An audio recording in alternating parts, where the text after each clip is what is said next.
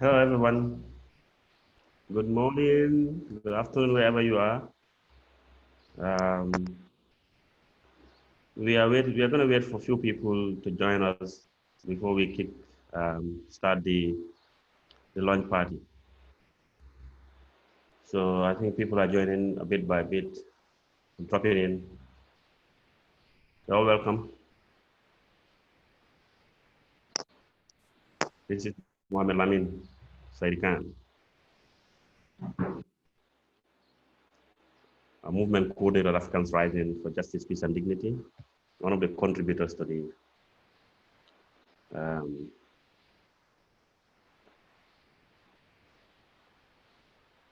this whole process.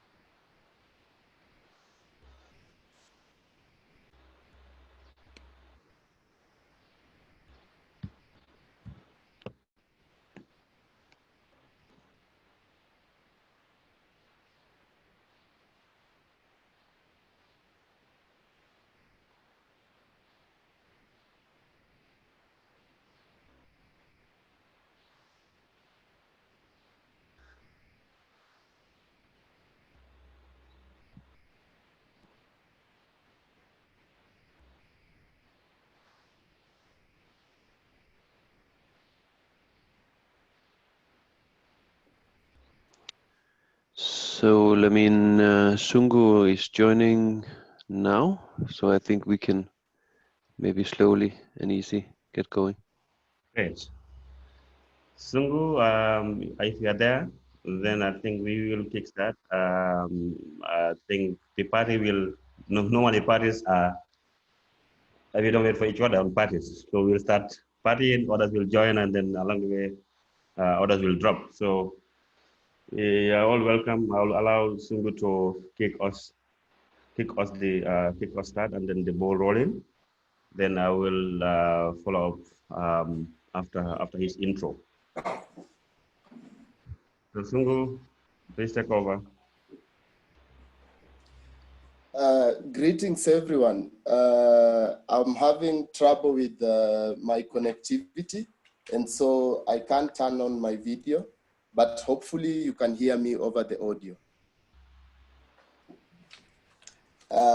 Thank you to everyone who is joining us for the launch of the toolkit titled New Pan-Afrikanism, a toolkit for making beautiful trouble.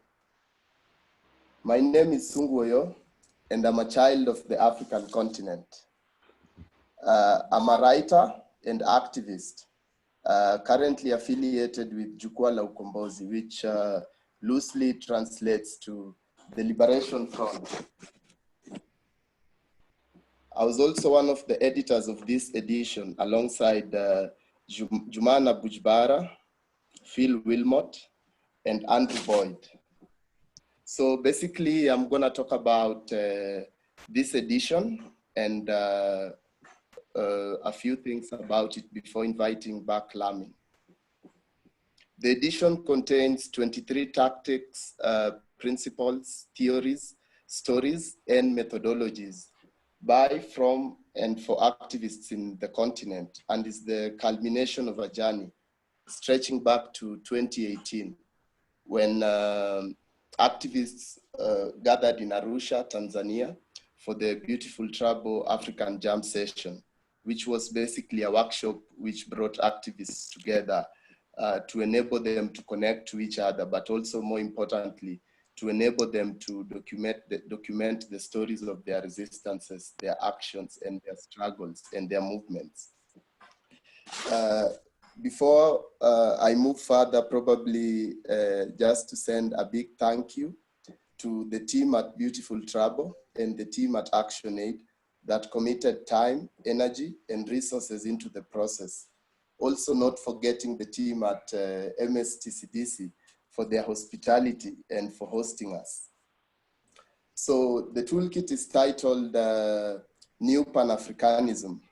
And Pan-Afrikanism basically is the belief that people of African descent share a common history and also share a common future, that is a common political future, economic future, cultural future.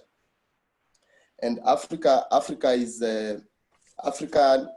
history is a contradiction of sorts, because while that history is both rich, deep, and brilliant, it is also complex and has also been marked by, over the centuries, has also been marked by dark episodes, including slavery, colonialism, and in our current world, an immensely unequal relationship with the rest of the world. Africa today still remains at the periphery of global affairs, and it's abused at every turn by the vicious forces of capitalism and imperialism. More recently, we have seen issues of race still rearing their head, as shown by the killing of George Floyd in America. And so those are some of the issues which we will be discussing within Pan-Africanism, and in this particular instance, New Pan-Africanism. And when we talk about Africa, we have to recognize that it also is home to some of the most beautiful people on this planet.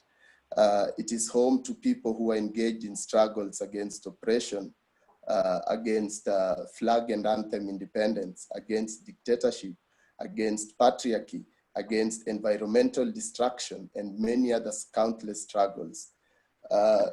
At this particular point in time, we see people restoring their cultures, and perhaps they recall what Amilcar Cabral said in the 60s, that culture is both a seed and a fruit of history. And so people understand that culture is both a result and a determinant of history, and that culture ultimately influences the politics of the day and how people relate to the process of national liberation. Material conditions on the African continent are dire. People are living under pathetic conditions. And this is the result of a lot of different factors. These local factors, inept governments, corrupt systems, and there's also global factors which directly impact on how people live, or the quality of life people can enjoy. And that is why today, all over the continent, people are calling for economic freedom. People are calling for a change in the productive relations in society, for a change in the ownership of the productive forces. For instance, when we talk about land and when we talk about all these things that can be used to generate wealth, they're in the hands of very few people on the African continent. And specifically talking about New Pan-Africanism, we still recognize that the land is linked to the environment and to ecological sovereignty and to food sovereignty. And that is why, as history shows us, we still continue with that historical cry, and we say, down with land grabs, down with extractive mining processes, down with extractive processes and mining processes that degrade the environment, and ultimately down with capitalism, that system of the few who want to lord over the majority. And looking at New Pan-Africanism and its different elements, we realize that it is the continuation of a long and glorious history of Pan-African resistance, stretching back to the colonial times and even before. So today we are gathered here for the launch of this book, but then we also realize that the world is in many ways going through a dark phase, because we are in the midst of a time of global mourning occasioned by the corona pandemic. Over the course of this year, I'm sure the people on this call, me included, have witnessed the effects of underinvestment in public health system and generally in the public system. And so communities are struggling because of inefficiencies of the state, inefficiencies of the systems in place. And the only way to alleviate such a situation in future, if it is to recur, is to continue organizing and continuing to make society better. We are also launching this toolkit at a time of continuing repression in various corners of the world, and especially in various corners of the African continent. Zimbabwe, for example, where there has been a very heavy clampdown on activists over these past few weeks. It is being launched at a time of massive job losses occasioned by the coronavirus pandemic, at a time when many national economies on the African continent are limping. And so that basically is the environment within which we are launching this toolkit. But then we also have to recognize that it couldn't have come at a better time, because quite fundamentally, it comes at a time when Africa's largely youthful population and many progressive forces in many corners, and many progressive forces in many corners, armed with nothing but their courage and commitment for a better tomorrow, are coming together and are speaking truth to power, are changing the status quo in the face of continued repression. And I believe that this toolkit will be a tool which can enable learning, and which can enable reflection, and which can enable activists to put their mind in a place where they think of new strategies to confront the system, because the system ultimately always is strategizing on how to stay in power and how to keep the people in a disempowered position over long periods of time. I'm gonna invite Comrade Mohamed Lamin Saidikan in a few moments to tell us, to give his contribution. But just before we get to that point, probably to the children of Africa and to the progressive forces around the world, revolutionary salute, because such moments where, for instance, we launch this toolkit are a moment of reflection and a moment that can aid us think of better methods and better strategies to dismantle the repressive structures in place. And we salute your commitment and your bravery in the face of injustice and in the face of repression, your love for society in the face of all that happens in our world today. I'm going to now invite Mohamed Lamin Saidikan to share on this, some of this generation's challenges and contributions to the struggle on the African continent.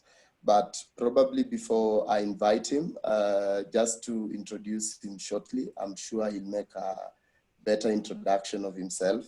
Lamin is co-coordinator of the Pan-African movement, Africans Rising. Karibu Kaka. Thank you, Sungu. Good morning once again to everybody, and good afternoon to those who are in the different time zones. Yeah, thank you, Sungu, for all those inspiring and in-depth introduction. We are in a critical time, as you said, that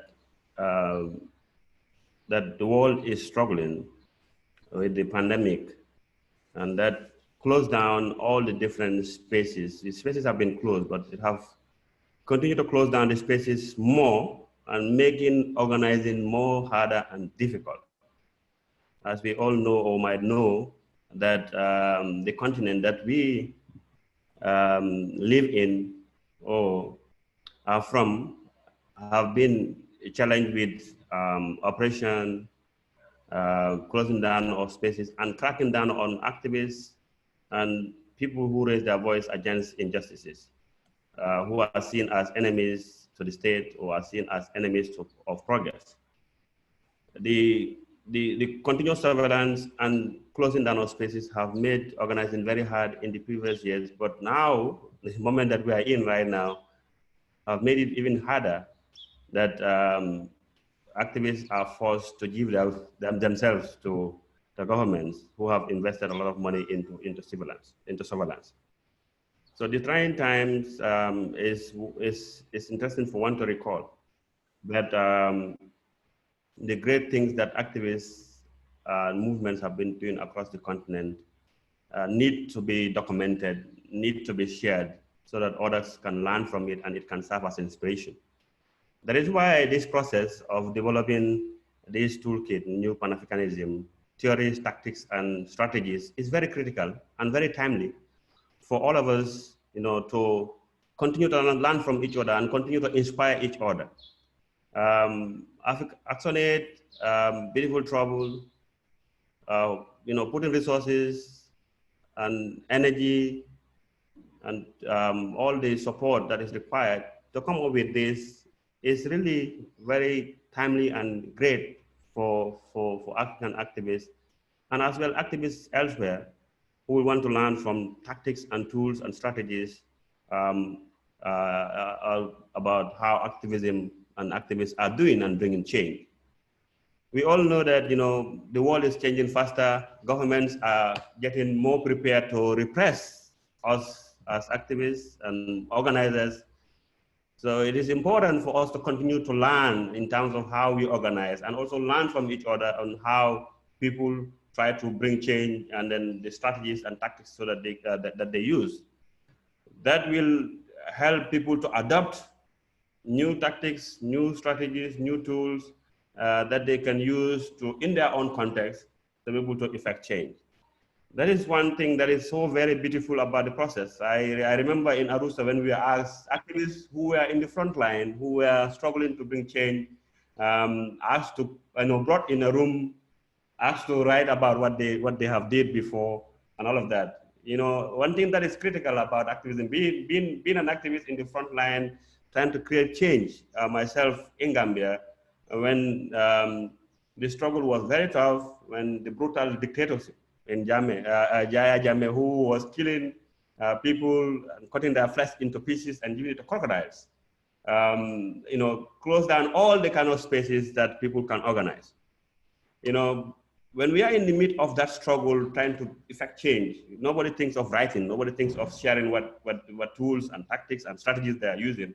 But there are many innovative strategies and tactics and tools that come out of those struggles, those revolutions that need to be shared, that need to be documented, that need to be told to others so that they can see the inspiration, they can learn from courageous activists, and they can be inspired to also replicate or even do better or more. So that is why this process is very important, and then this toolkit is very critical for us as organizers and even people who are learning to become organizers. When we are brought in the room, try to reflect back on what you have did in terms of bringing change in your community or in your country. It was very tough for many activists because activists are not used to writing. So the process of inspiring activists to start writing about the stories, but also strategies and tactics and tools that they have used and theories is critical because it's forced learning, and it also forced activists to go into spaces that they are not very much familiar with. So I want to say that just to give you a synopsis of the story that I wrote, in this piece or in this toolkit. As I said, Gambia have been in a serious dilemma of dictatorship for 22 years, and we don't know what to do about it. We have been trying to organize personally, I've been in it for 7 years, training, coaching, mentoring, taking, minor campaigns to really be able to effect change and give courage and confidence to people to react when the time comes. So 2016 was the moment when some of the young people came together and said that they want to demand for electoral reform. And in that process of demanding for electoral reform, some of them were arrested, others were killed. one of them was killed. So when that happens, it created a big protest by some of the opposition leaders.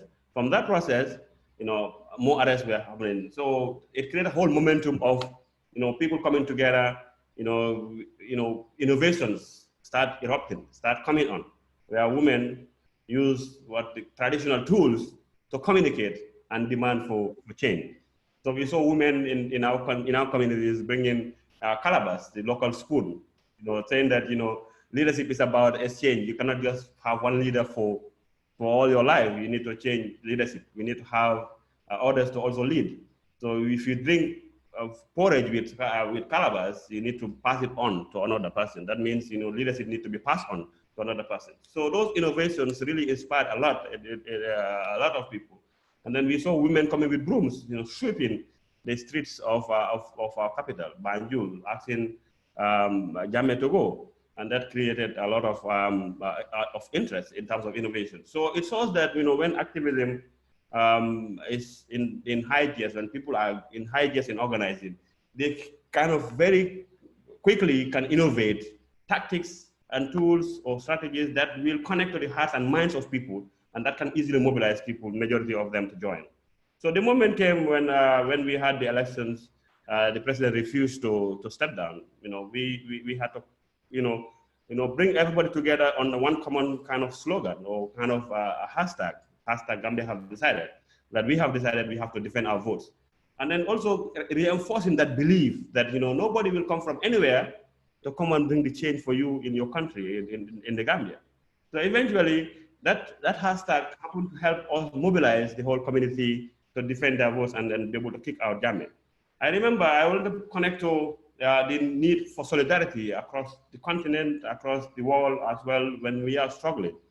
In that process of kicking out a dictatorship, I remember Africans Rising for Justice, Peace, and Dignity, where I am serving as one of the coordinators, came on board through a solidarity mission, where Kumi and team, came and said, when Africans are on attack, Africans have committed to be in solidarity with them. So we have to be in this space and then see how we can support our brothers and sisters in Gambia. When they're coming, that time about 45,000 Gambians were running for their lives out of the country, So Africans then came in and then, started, having a conversation with us and then agreeing on different strategies. I want to just quickly share one tool that have been used in that space, which is called the aspect of pillars of support, where we kind of investigate what are some of the pillars that are supporting Jammeh to be on power in this critical time that when all Gambians are running for their lives. So we realized that different facets of our society, of the government, we are holding into account in power. So we started calling parliamentarians, started calling police leaders, army, ministers, and all of them, and asked them to resign and asked them to either support Jammeh or support the government or support the people. And so eventually, a lot of ambassadors, ministers resigning. At the end of the day, he have no option but to even dissolve his cabinet. So that process of cohesiveness and then togetherness with activists and movements and different civil society organizations helps a lot. But it also connects down to Africans working together in terms of in terms of crisis, in terms of in trying times, that when we come together, we can really effect change. I think Sungo have really did well in summarizing many of the challenges that we are facing and why what activists are doing. The great things that activists are fighting for, and the great causes that activists are leading on the continent and as well elsewhere. So it's critical for one to know that it's time for us to work together as civil society people, as activists on the continent, to create a voice. I have very strong beliefs and then very strong convictions that our leaders don't listen to us when we are in few numbers. So I have tested this, I have worked with it, and then I know that the leadership listen to two languages on the continent. One of the languages is when you are in numbers. When you are in numbers, they listen to you because they think of two things. They think of their votes, they think of the noise that you are going to make. So if they don't listen to you, then obviously they will be kicked out by either votes or by those numbers directly, because the army and the securities cannot kill everybody. So that's why it's critical for us to work together as citizens on issues that we work on. How do we convince each other to really work on those issues is very critical. And as well, numbers also help us to save lives. It helps us to, critically protect each other, and it serves as a safety net for us to really work together to really effect that change. The other thing that they listen to, the other language that they listen to is the media. And then the media really inform other people to know about the struggle. It also informs people to, to really come together and then get organized. And then social media actually happen to be an opportunity for us as citizens on the continent now to use effectively. A lot of people use WhatsApp. I know there are a lot of challenges that comes along with this, but innovations and tactics around how to use this effectively is critical for us to really move on. I want to encourage our experts in that field who can innovate more secure spaces to continue innovating so that activists can be safe. But using social media effectively, leadership listen to it because they fear the noise and then the information that will reach out to the masses to know about the corrupt practices that they are doing on the continent. So we as Africans, activists and civil society leaders and comrades elsewhere, it's high time for us to work together. Right now, I think we are all testing the challenges that comes along with organizing online. That comes along with organizing online as the challenge of the surveillance and the close down of spaces that Africans activists are faced with. So I'm encouraging everybody to really come together and see how we can really move things and then change the status quo. Nobody will come from anywhere. We need to have that belief and strong conviction that nobody will come from anywhere to come and change your conditions for you. You have to believe in it and start the step yourself and then encourage others to believe in it, and gradually you can reach there. You can have support from others in terms of inspiration and support to really move things. So I will stop here. I think Sungu did very well in terms of the analysis of our environment and then what all different activists are working on. I will not spoil the party to talk too much, but invite Comrade Fiona from Uganda, who have also been a contributor and a great Pan-African activist doing great, amazing things out there in Uganda. Fiona, all to you. Thank you.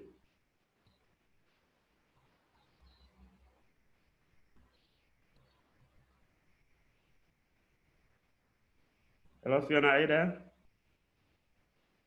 Yes, I'm there. Great, let's move.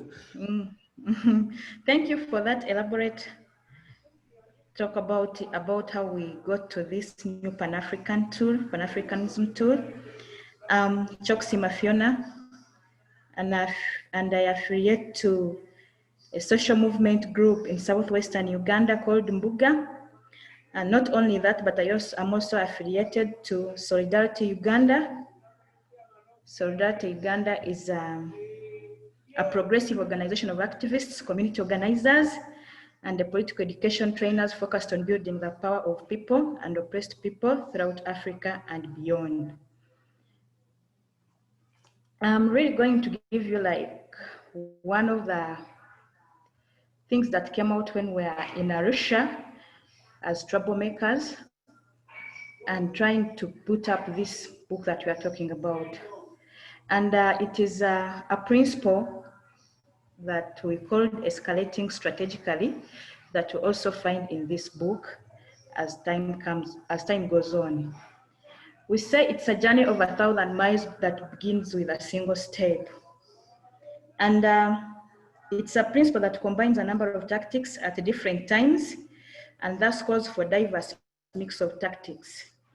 And we used an example of a campaign that took place in Uganda that combined different number of tactics, because we believe at this point that there is quick response in most of the cases when people rise up to act, and power is in the unity of humanity. If we work together and we rise up against any injustices, as they've been mentioning, as my colleagues have been mentioning, and we are shifting from problem finding to problem solving. That's why we are looking at creative resistance as an alternative to finding justice in the world today. And during that, in that principle that we are talking about, people looked at authorities not being responsive and listening to people when they are demanding. So the only way to do that is keeping up the pressure. And the target rarely gives in after one action, so it is often necessary to strategically increase the pressure on them in a step-by-step escalation that draws up upon a diverse mix of tactics. The target will try to wait each pressure tactic out, but a well-organized campaign will then up the pressure in a new day. Each new action re-emphasizes the larger demand, and it builds strength to take the next escalated step and reminds the target that the people are not going to leave them alone until they give in. I'm talking about Make Ushenyi Great Again, a campaign they took upon in serving their district when they were demanding for institution of a service commission.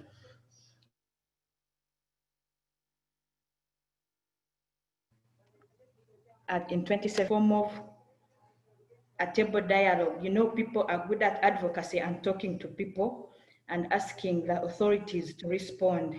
They promised like they would be working on it, but later that did not change at all.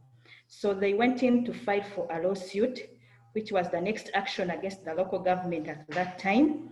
But the chairperson at that point laughed it and mocked the citizens for wasting their time. You know, court processes are usually so long, and they derail citizens, which at that point are so impatient and would want to see the change there and then.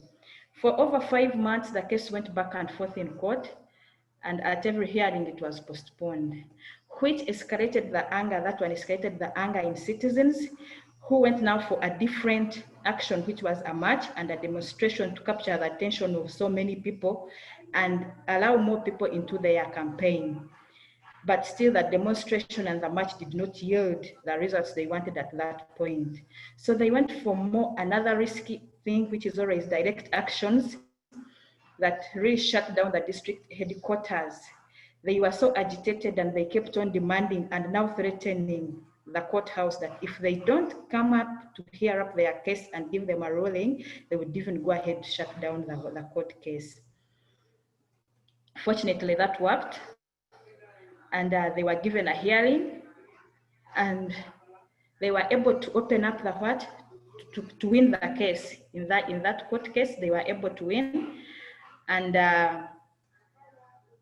like I said, it was about escalation of different actions at that point that brought up that victory, that made people feel good about the creative resistance and the number of different actions they had used to fight the injustice that was really blocking so many people from getting jobs in the district and living better lives.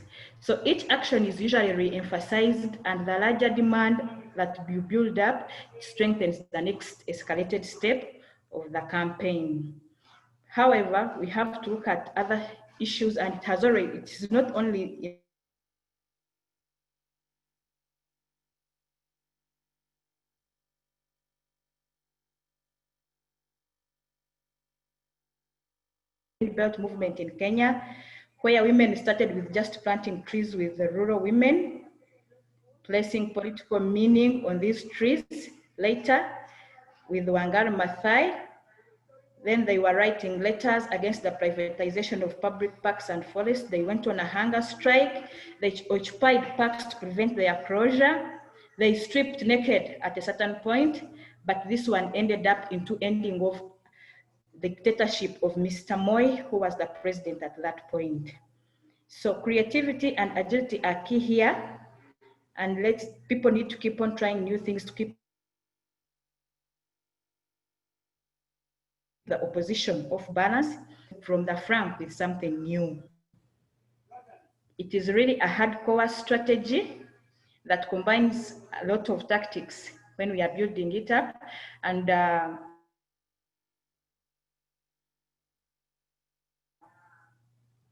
Sometimes the escalation needs to be bigger than an individual campaign. It is a social movement-wide shift and a shift more in worldview or a broad culture of a movement.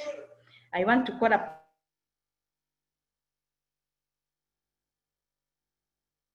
upon Comrade that we are launching today. Comrade,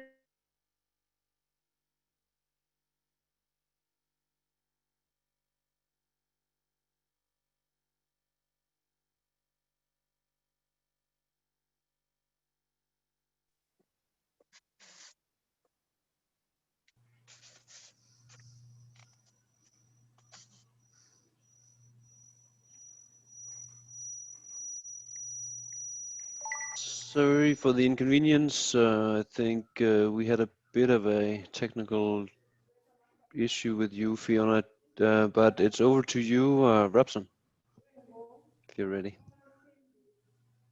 Thank you so much, everyone. Revolutionary greetings to you all, progressive comrades from the continent, and those who have managed to join us today on this meeting. Thank you so much, Comrade Soren from Denmark. I hope you are getting us clearly. I'm one of the people who also contributed to the new book launch. That is I put some 2 pieces which are also in this book that is being carried in. And my inspiration comes from the zeal to have positive societal change. And in coming up with this,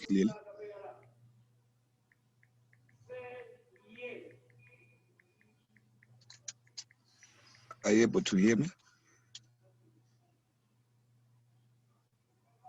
Yes, we are hearing you. You can carry on, please, comrade. Oh, okay. Thank you so much. So I was saying, in moving towards a positive societal change, I benefited a lot from the workshop that we had in Arusha, and during that workshop, the Beautiful Rising, Beautiful Trouble Making workshop, we came to realize that in coming up with a successful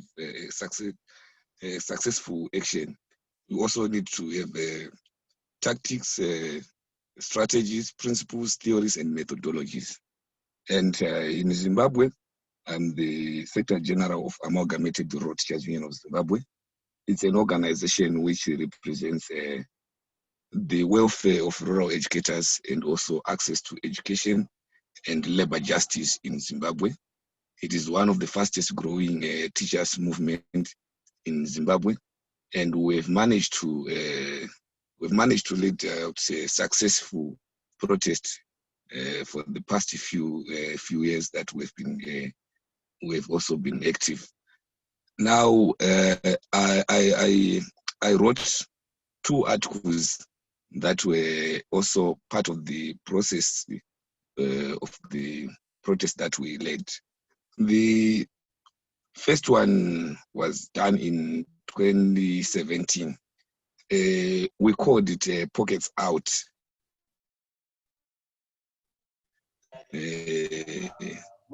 Campaign, to mean your clothing out, or hashtag Omwe Panze. This is our local language, which means the same as Pockets Out, or hashtag is Kwama Pandli. So we had a challenge in the country. We're facing a crisis in 2017 in Zimbabwe, where there was a cash crisis in the country. Banks were actually not, people were not allowed to withdraw more than 30, equivalent to $30 per in banks. And that was the working class were so much affected.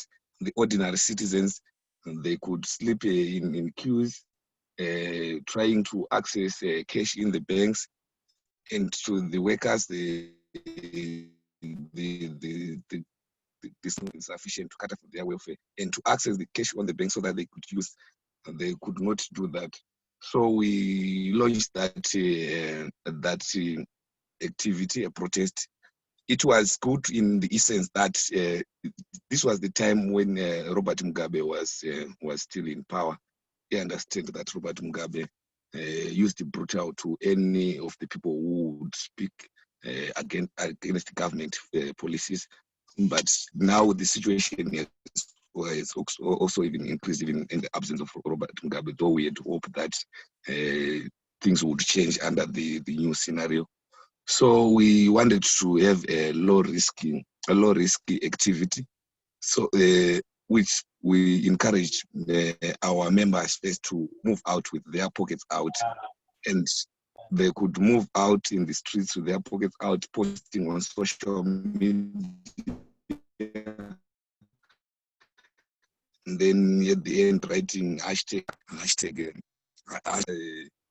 Onwepanze, and it got that momentum because it was a low risk. It was a low risk, but it was a viral gesture because it was sending a message that we are moving, we are surviving, but we do not have anything in our pockets. To an extent that even also other celebrities, musicians started also joining, thereby further influencing as well other people to be willing to take part as well, to an extent that even some former government officials did. So my piece was the text, because these days, we know, like in our continent, the nature of the people who are authority in terms of their response to any dissenting voice or any people who would want to follow lawful constitutional process through having peaceful protests. They will respond in a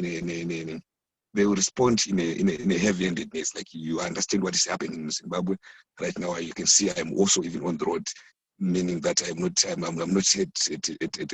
at a permanent place or at a known place because of the role that I play in advocating for the welfare of educators. So at the end of the day, in terms of our planning strategy techniques, we have also to take, we have this book as well. It will be an interesting piece to read as well. There's also another one that I put in the issue of undergraduates.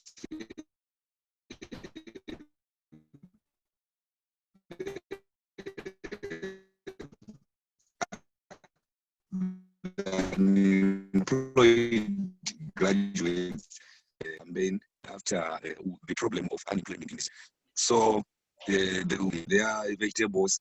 Some of them were reduced to become vendors, community-owned bus operators. They could go wearing their gowns. So this was just a display to show that these are educated people, but they are playing soccer balls in the streets with their graduated gowns, because they do not have any employment or some.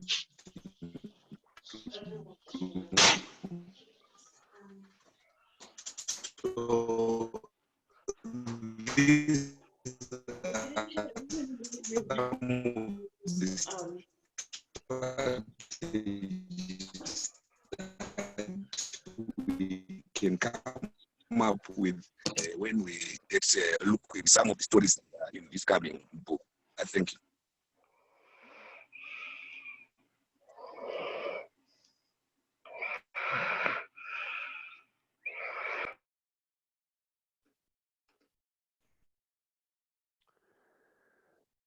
Thank you, Robson, for this. We missed a bit of the last things, but I think we got most of that great story. And as Filippo also texted, you can read more about the contributions from our comrade Robson in the links provided and also in the PDF. Let me just hand it back over to you, Fiona.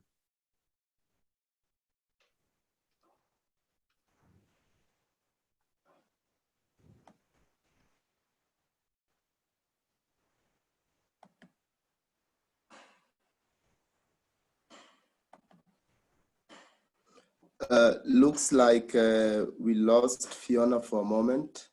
to Fiona.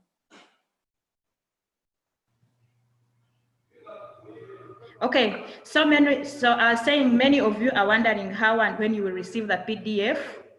All those who have registered for this event will receive the link to download the book within 48 hours. So if you are attending but never registered, be sure to do that at the link provided through Beautiful Trouble's recent social media posts. We have also translated this book to Arabic, French, and Portuguese to ensure that more comrades across Africa and in other parts of the world can access it. If you would like to help organize a launch event in Arabic, French, or Portuguese, you can write to phil@beautifultrouble.org. You can also find more information about Beautiful Trouble and request training and other strategic support at beautifultrouble.org. The Beautiful Trouble website also has many other tactics, principles, theories, stories like we have been talking and telling you about, and methodologies for creative resistance from around the world. It's not all about Africa. Beautiful Trouble also runs the Get Up Rise Up Direct Action Fund for short campaigns. If your movement is waging creative direct actions, those ones that are too much risky, they are a bit fun, but so interesting. Consider getting a little money and other strategic support at directaction.beautifultrouble.org. At directaction.beautifultrouble.org. Beautiful Trouble has many other books, tools, and even a card game. It has no office or staff in traditional sense. That's why we are scattered and we are presenting from different places around the world. It is run collectively by activists like us. Please stay connected with us on social media and connect with us regarding any ideas that you may have. Over to you, Solen. Hello. Yes, Sungu. You say Soren or Sungu? Sungu. Okay, thank you. Thank you, Fiona. Thank you, Comrade Lamin. Thank you, Comrade Fiona, and thank you, Comrade Robo, for your presentations. What I'm going to do at this particular point in time is to look at, is to try and respond to the questions that have been asked. I can see some on the chat, on the Facebook page. No, there are not, we don't have any questions on the Facebook page yet. But as I respond to the questions that have already been asked, if any of you attending this virtual launch party has a question, feel free to join it, to post it on the Zoom chat. Or if you are following this launch party live through Facebook Live, feel free to post your question on the Facebook chat. But anyway, the first question on the chat, actually there are only two of them, but the first one is from Samuel Kiiru of the Institute of Development Studies. So Samuel asks, is the toolkit entirely African? And he asks this because he says literature treats Africa as a continent with no serious civil society, not to mention social movements that can engineer meaningful change. I think that is what you asked, Samuel. So to respond to Samuel, Beautiful Trouble in itself is a collective of activists, organizers, writers, and troublemakers working towards social change or to make their societies better in different corners of the world. And Beautiful Trouble has previously produced other toolkits with content from writers all around the world.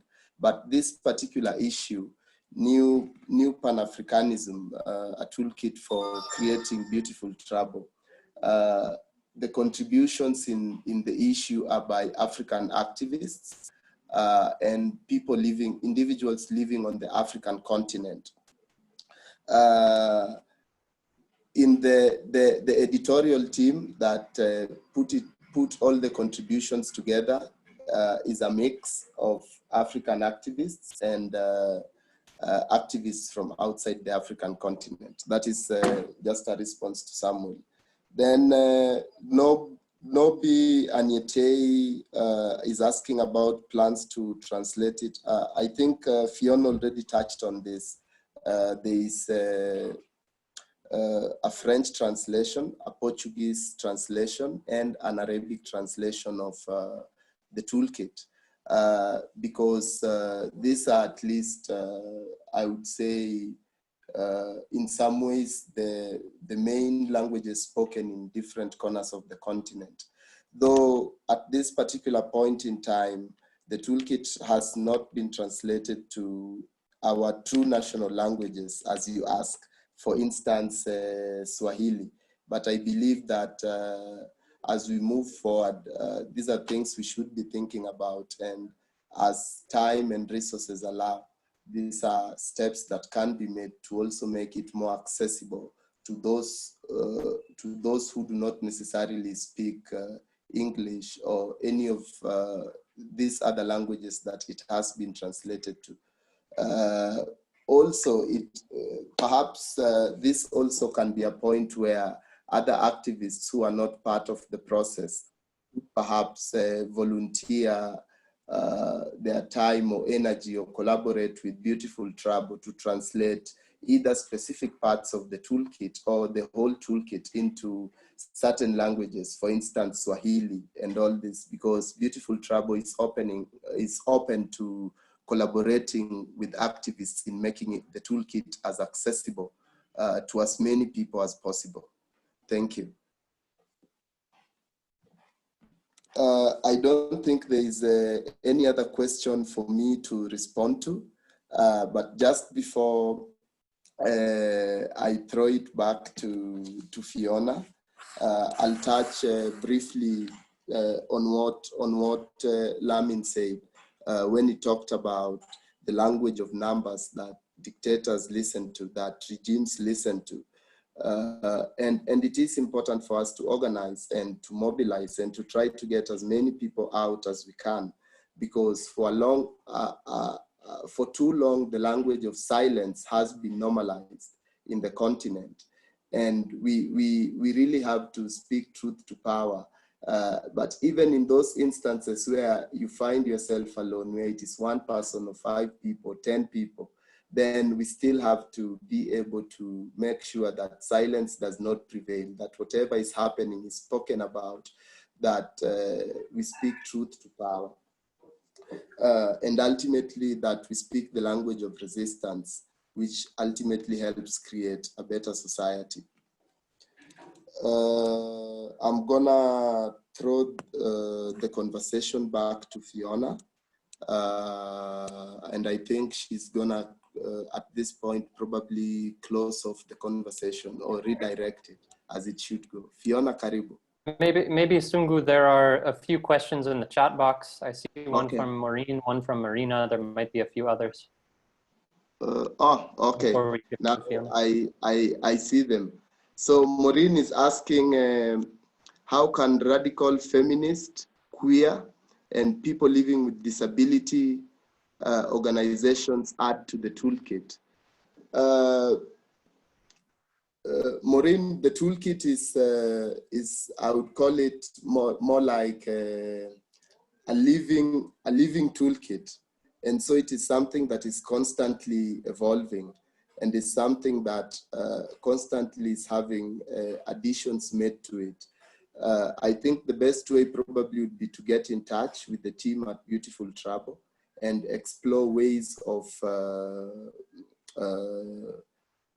making additions to the toolkit. So for instance, the one released, which will be shared, is on PDF, but then what the Beautiful Trouble also has a website, www.beautifulrising.org, which is more, how do I say, where more and more additions can be made, perhaps additions which can't be added to this toolkit, to the PDF version because it's been released.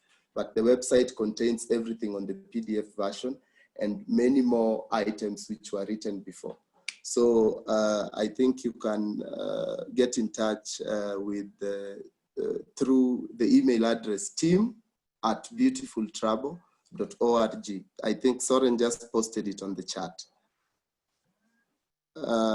Then Marina is asking if someone wants to use some of the tactics included in the toolkit, is there a way to get strategic support from the team to contextualize it better to their context and issues? Definitely, because Beautiful Trab also works with activists around campaign planning or strategic thinking and community organizing. And the team at Beautiful Trabo comprises activists and organizers who are always willing to collaborate and facilitate and help out where it is possible for them to. So I think for anyone on the call, for anyone following this conversation, if there is that need for contextualization of the content in the toolkit or for some strategic support, feel free to get in touch with Beautiful Trabo through the email address team@beautifultrabo.org. I think, okay, there is a question about the Telegram chatbot and whether it's still working from Godfrey Okumu. I'm gonna throw this question to Soren. And as Soren gives us the response, will you type it on the chat or you wanna speak to it, Soren? Okay, Soren. I'll just type it. Okay. About the Telegram chatbot, Soren is typing it on the chat. There is a question from Kyle Naidu, and Kyle is asking, is the toolkit aimed at providing organized groups with tactics and strategies, or can it be used by informal or new groups, given the particular moment of various crises we are living through in the world, with people who have never considered themselves activists and who are joining activist causes? How can this toolkit be of use to newcomers to the world of activism? And my response to that, and probably anyone else who is part of the team can make an addition, is that the toolkit is both for people who have been organizing for a long time and who probably who think probably they want to learn from what others have been doing about their strategies and tactics, who want to diversify the kind of actions they engage in. But it also, most importantly, is a tool for learning, which then means it is of immense value even to new groups and to people who are just getting into activism, because it has components which might be fairly complex, probably because they're theories and whatnot, but it also has fairly simple pieces in it, strategies, tactics, principles, which can guide our actions and our organizing and our interactions with the masses as organizations and as movements.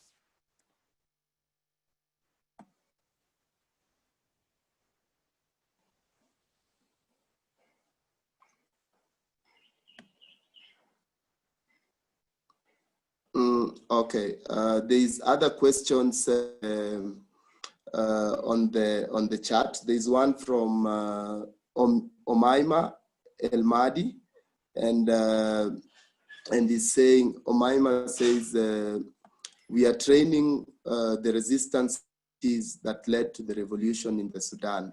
So we'd like to know if the toolkit fits in the Sudan context. Omaima, the toolkit is more of a collection of stories and strategies and tactics from different corners of Africa. And it is not cast in stone. So different segments and different parts and different pieces of the toolkit can be taken and applied to different contexts. But then based on the reality and the conditions, not everything in the toolkit would apply to each and every context. but then a great part of the toolkit can be applied to each and every context. So then our reality and our environment then in some way becomes a constraint, but I'm sure you are gonna find it helpful in a lot of ways.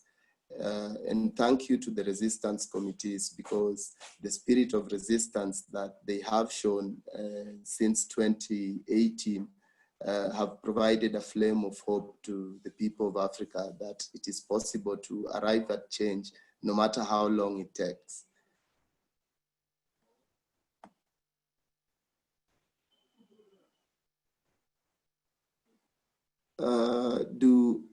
Do we have any more questions?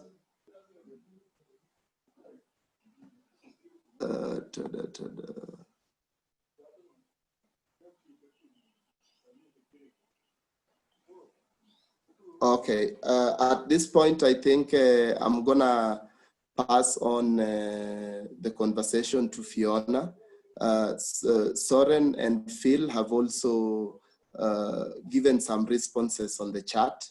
So on how to get in touch, on how to collaborate with Beautiful Trouble and all these other things. And all these other things. So Fiona, I'm gonna throw it back to you. Thanks a lot to everyone.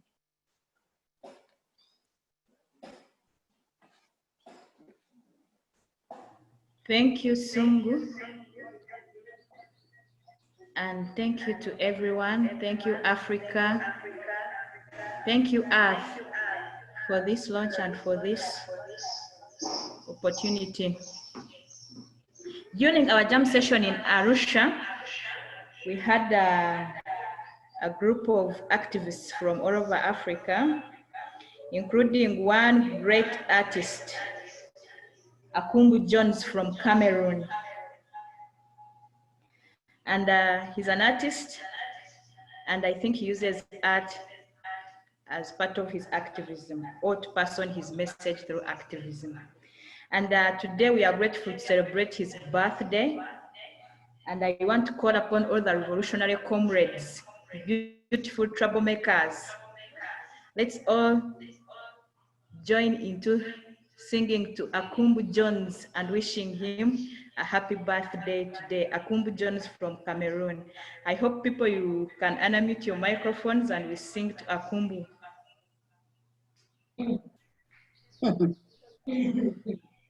I'm unmuted. Okay, so should we start? Happy birthday, Uhuru. Happy birthday to Akumbu. Happy birthday to you. Happy birthday to you. Happy birthday, Akumbu. Happy birthday to you.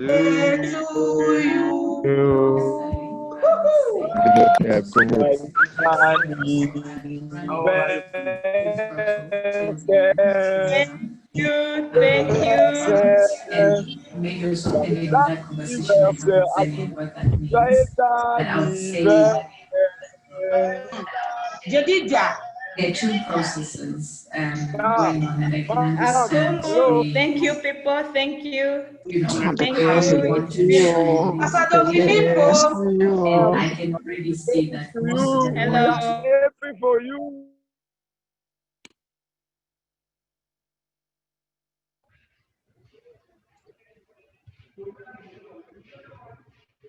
and the difference, maybe where we're coming from, where we're at, and where it needs to go. That's understood, and that's, I think, the handover note I'm saying, like just something very. Thank you, everyone.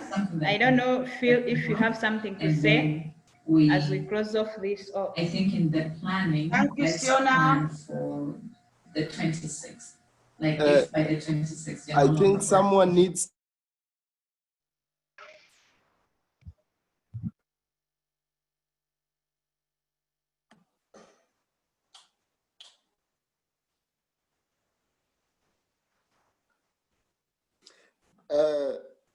Thank you everyone for joining the launch.